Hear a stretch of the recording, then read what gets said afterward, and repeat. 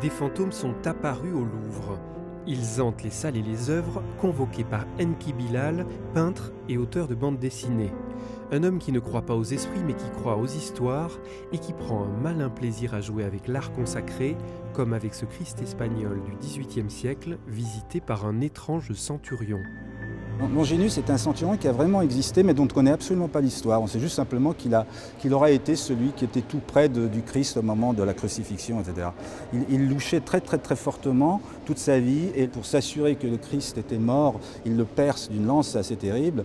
Il est éclaboussé par un liquide qui sort de la poitrine de Jésus, et le lendemain, il se rend compte que ses yeux ont repris une place tout à fait normale.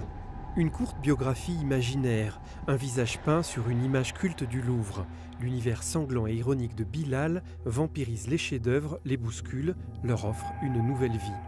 C'est quoi un musée? C'est une concentration, c'est un concentré de morts. Donc on peut imaginer qu'il y a tout un tas de vies qui ont circulé, qui ont vécu autour de l'œuvre au moment où elle se crée, et puis ensuite au moment où elle a traversé le temps pour arriver jusqu'ici. L'amant jaloux de Léonard de Vinci aurait peint des sourcils à la Joconde. Durac Ximénez, assistante sur le portrait de Gabriel d'Estrée, aimait à porter la moustache. Deux jumeaux espagnols et kleptomanes meurent écrasés par la diligence d'une comtesse immortalisée par Goya. J'ai effectivement fait mourir tous les personnages de manière brutale. Donc c'est presque 22 faits divers, souvent assez violents, mais qui couronnent ou qui finissent, qui terminent une vie qui a été une vie soit ordinaire, soit extraordinaire, mais qui à un moment donné a croisé une œuvre emblématique qui aujourd'hui est au Louvre. Les fantômes de Bilal sont absurdes, souvent improbables, mais ils nous disent quelque chose d'œuvres dont nous avons perdu l'histoire, l'humanité, comme cette victoire de Samothrace qui, il y a fort longtemps, perdit la tête. Personne ne sait qui a sculpté véritablement à la victoire de Samothrace, donc moi j'ai inventé le sculpteur. Sa vie prendra fin brutalement, il sera décapité par une corde tendue entre deux arbres dans une forêt malfamée.